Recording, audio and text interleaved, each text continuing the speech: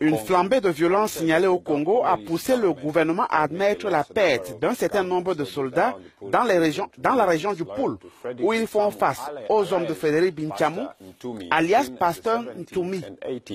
Entre le 17 et le 18 de ce mois, certaines sources ont annoncé un bilan d'au moins 18 soldats tués.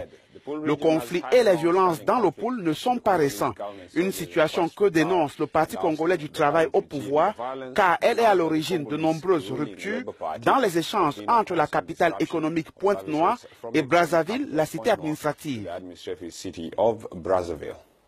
Le Poul est secoué par des violences ayant éclaté début avril 2016 après la validation des résultats de l'élection présidentielle contestée ayant permis à Denis Sassou Nguesso de remporter un nouveau mandat après 32 ans au pouvoir. Brazzaville attribue ces violences à des milices ninjas qui seraient aux ordres d'un ancien chef rebelle communément appelé le Pasteur Ntoumi. Les ninjas ont combattu le pouvoir de Denis Sassou Nguesso au Poul de 98 à 2003, date à laquelle le Pasteur Ntoumi avait déposé les armes avant de devenir conseiller du chef de l'État. Nous avons pu joindre le ministre de la Communication Thierry Mungala, porte-parole du gouvernement congolais. Bienvenue à vous, monsieur le ministre. Comment analysez-vous ces nouvelles pertes subies par l'armée? Non, ce n'est pas une perte dans l'armée, c'est un acte terroriste.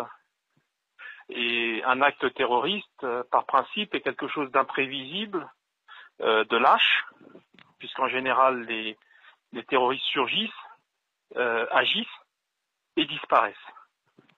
Donc ce sont des actes terroristes qui, du point de vue logistique, du point de vue matériel, sont difficilement maîtrisables.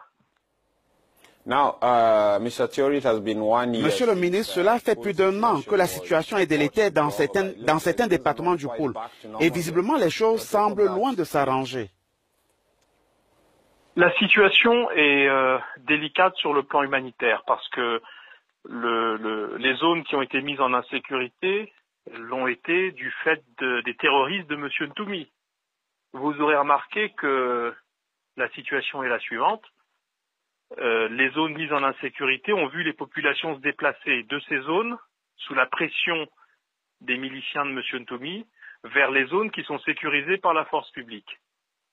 Et donc, aujourd'hui, le phénomène des déplacés qui se pose n'est pas en tant que tel un phénomène qui crée une insécurité pour ces déplacés, puisqu'ils sont dans des zones sécurisées. Il s'agit simplement aujourd'hui d'une situation humanitaire, sociale, matérielle, logistique à gérer, parce qu'il est évident qu'un individu, un citoyen qui quitte son habitat ou sa résidence habituelle, ce n'est jamais confortable. Donc le gouvernement a pris depuis plusieurs mois des dispositions pour essayer d'atténuer ce malheur. Par contre, au niveau sécuritaire, la traque du Pasteur Ntoumi et ses acolytes se poursuit. À la suite de ce nouveau coup subi par l'armée, certains responsables de l'opposition ont réitéré leur appel à des discussions avec le Pasteur Ntoumi. Est-ce qu'on peut s'y attendre? Oui, j'ai entendu l'UPADES qui a fait une déclaration par l'honorable Nsayi. Bon, de vous à moi, soyons sérieux.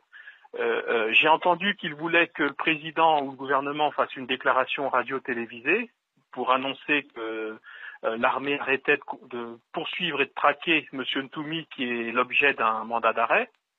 Je vous le rappelle quand même, parce que c'est une réquisition du procureur de la République qui a ordonné un mandat d'arrêt contre M. Ntoumi. Deuxièmement, l'UPADES demande qu'une délégation soit envoyée vers M. Ntoumi. À la bonne heure. Si on savait où était M. Ntoumi, il n'y aurait plus d'objet à la traque.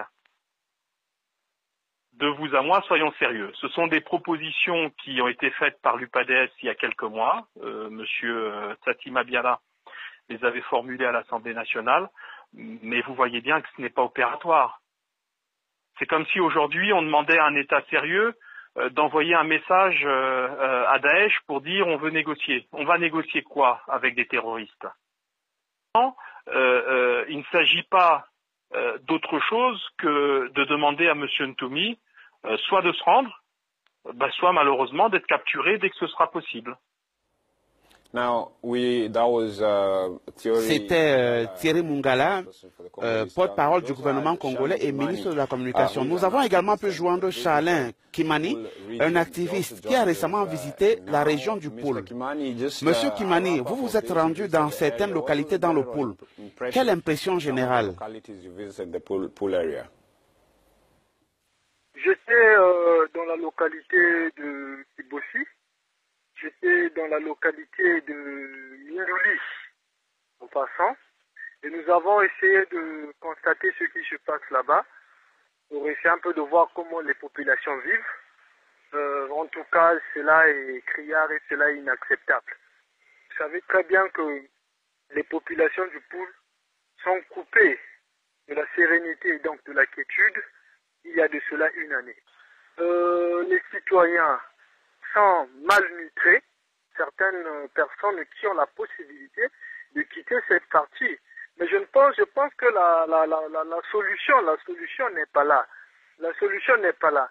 La solution, c'est qu'il faut que la quiétude du repas revienne dans la partie, dans cette localité du Poul. Il faudrait que la quiétude du repas revienne. Vous savez très bien qu'il y a là un problème fondamental qu'il faut soulever, qu'il faut d'abord soulever, celui de l'injustice sociale.